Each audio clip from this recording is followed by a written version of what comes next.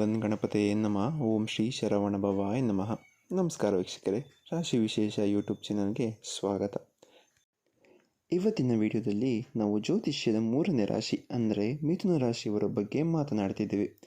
ಮಿಥುನ ರಾಶಿಯವರು ಪ್ರೇಮ, ಸ್ನೇಹ ಮತ್ತು ದಾಂಪತ್ಯದಲ್ಲಿ ಬೇರೆ ಯಾವ ರಾಶಿಗಳೊಂದಿಗೆ ಉತ್ತಮವಾಗಿ ಹೊಂದಿಕೊಳ್ಳುತ್ತಾರೆ, ಅವರ ಸಂಬಂಧಗಳು ಹೇಗಿರುತ್ತವೆ, ಯಾವ ರಾಶಿಗಳೊಂದಿಗೆ ಅವರದು ಒಂದು ವಿಶೇಷ ಹೊಂದಾಣಿಕೆ, ಇವೆಲ್ಲವನ್ನು ಸರಳವಾಗಿ ಹೆಚ್ಚು ಜ್ಯೋತಿಷ್ಯ ಪದಗಳನ್ನು ಬಳಸದೆ ತಿಳಿದುಕೊಳ್ಳೋಣ. ಅದಕ್ಕಿಂತ ಮುಂಚೆ ನೀವು ನಮ್ಮ ಚಾನಲ್ಗೆ ಸಬ್ಸ್ಕ್ರೈಬ್ ಮಾಡಿಲ್ಲ ಅಂತಂದರೆ ದಯವಿಟ್ಟು ಈ ಕೂಡಲೇ ಸಬ್ಸ್ಕ್ರೈಬ್ ಮಾಡ್ಕೊಳ್ಳಿ, ಏಕೆಂದರೆ ಮುಂದೆ ಬರೋ ದಿನಗಳಲ್ಲಿ ಇನ್ನೂ ಒಳ್ಳೆಯ ವಿಚಾರದ ಬಗ್ಗೆ ತಿಳಿಸ್ಕೊಡ್ತೇನೆ. ಮೊದಲಿಗೆ ಮಿಥುನ ರಾಶಿಯವರ ಬಗ್ಗೆ ಒಂದು ಸಣ್ಣ ಪರಿಚಯ ಮಾಡ್ಕೊಳ್ಳೋಣ. ಮಿಥುನ ರಾಶಿಯವರು ಚುರುಕು ಬುದ್ಧಿಯವರಾಗಿರ್ತಾರೆ, ಸಂವಹನ ಪ್ರಿಯರು ಮತ್ತು ಬಹುಮುಖ ಪ್ರತಿಭೆ ಉಳ್ಳವರಾಗಿರ್ತಾರೆ. ಇವರು ಬೇಗನೆ ಎಲ್ಲರನ್ನು ಗೆಲ್ಲಬಲ್ಲ ಶಕ್ತಿ ಹೊಂದಿರ್ತಾರೆ. ಹೊಸ ವಿಷಯಗಳನ್ನು ಕಲಿಯಲು ಮತ್ತು ಬದಲಾವಣೆಗೆ ಹೊಂದಿಕೊಳ್ಳಲು ಇಷ್ಟಪಡುತ್ತಾರೆ.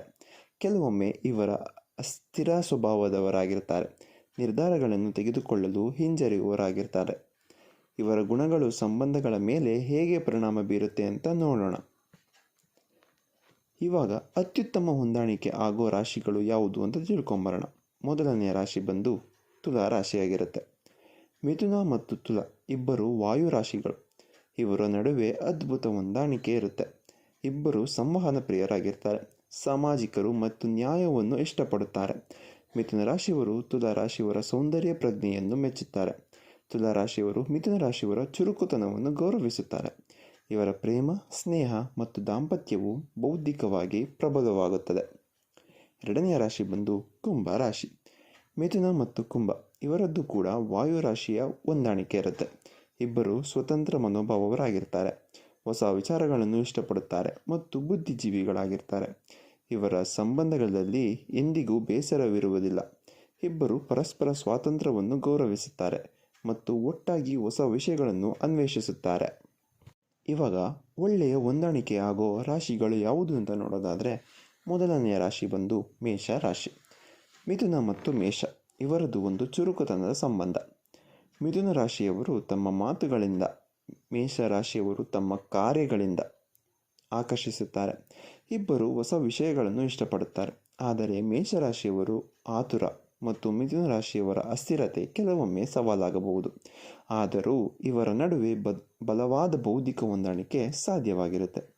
ಎರಡನೆಯ ರಾಶಿ ಬಂದು ಸಿಂಹ ರಾಶಿ. ಮಿಥುನ ಮತ್ತು ಸಿಂಹ ಇವರ ಸಂಬಂಧ ತುಂಬ ರೋಮಾಂಚನಕಾರಿಯಾಗಿರುತ್ತೆ. ಸಿಂಹ ರಾಶಿಯವರು ಆತ್ಮವಿಶ್ವಾಸ ಮತ್ತು ಮಿಥುನ ರಾಶಿಯವರ ಚುರುಕುತನ ಇವರನ್ನು ಪರಸ್ಪರ ಆಕರ್ಷಿಸುತ್ತದೆ. ಇಬ್ಬರು ಸಾಮಾಜಿಕರಾಗಿರ್ತಾರೆ ಮತ್ತು ಗಮನ ಸೆಳೆಯೋ ಕೆಪಾಸಿಟಿ ಇರುತ್ತೆ. ಮೋಜು, ಸಾಹಸ ಮತ್ತು ಉತ್ಸಾಹ ಇವರ ಸಂಬಂಧದ ಭಾಗವಾಗಿರುತ್ತದೆ. ಮೂರನೆಯ ರಾಶಿ ಬಂದು ಮಿಥುನ ರಾಶಿ.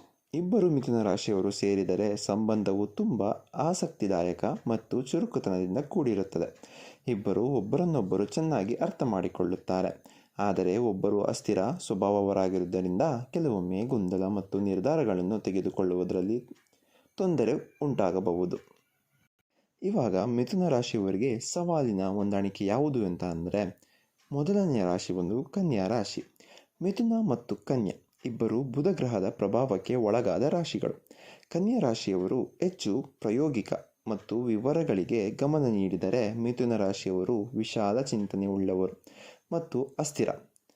ಇವರ ಸಂಬಂಧದಲ್ಲಿ ಪರಸ್ಪರ ವಿಮರ್ಶಾತ್ಮಕ ಗುಣಗಳು ಸವಾಲಾಗಬಹುದು.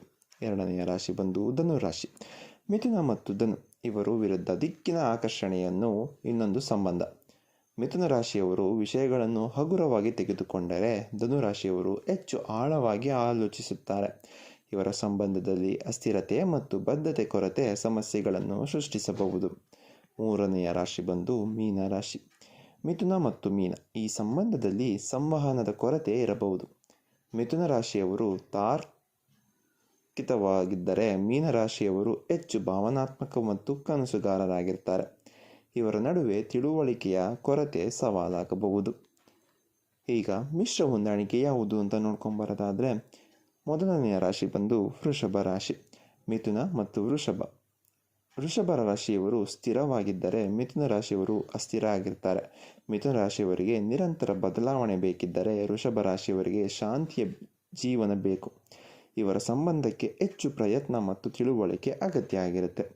ಎರಡನೆಯ ರಾಶಿ ಬಂದು ಕರ್ಕಾಟಕ ರಾಶಿ. ಮಿಥುನ ಮತ್ತು ಕರ್ಕಾಟಕ ಇವರ ನಡುವೆ ಭಾವನಾತ್ಮಕ ವ್ಯತ್ಯಾಸಗಳು ಹೆಚ್ಚಾಗಿರುತ್ತೆ. ಮಿಥುನ ರಾಶಿಯವರು ಪ್ರಾಕ್ಟಿಕಲ್ ಆಗಿದ್ದರೆ ಕರ್ಕಾಟಕ ರಾಶಿಯವರು ಹೆಚ್ಚು ಭಾವನಾತ್ಮಕರಾಗಿರ್ತಾರೆ. ಇವರ ಸಂಬಂಧಕ್ಕೆ ಹೆಚ್ಚು ತಾಳ್ಮೆ ಮತ್ತು ತಿಳುವಳಿಕೆ ಅಗತ್ಯವಾಗಿರುತ್ತೆ. ಮೂರನೆಯ ರಾಶಿ ಬಂದು ವೃಶ್ಚಿಕ ರಾಶಿ.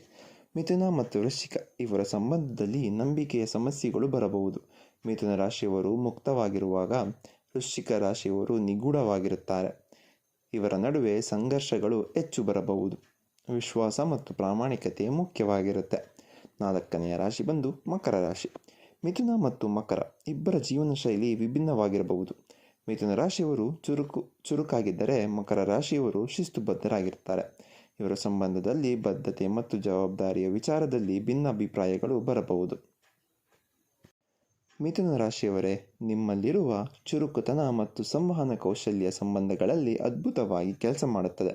ಆದರೆ ನಿಮ್ಮ ಸಂಬಂಧಗಳು ಹೆಚ್ಚು ಸುಗಮವಾಗಿರಲು ಕೆಲವು ವಿಷಯಗಳನ್ನು ನೆನಪಿಟ್ಟುಕೊಳ್ಳಬೇಕು. ಮೊದಲನೆಯ ಸ್ಥಿರತೆ. ನಿಮ್ಮ ಸಂಬಂಧಗಳಲ್ಲಿ ಸ್ವಲ್ಪ ಸ್ಥಿರತೆಯನ್ನು ತರಲು ಪ್ರಯತ್ನಿಸಿ.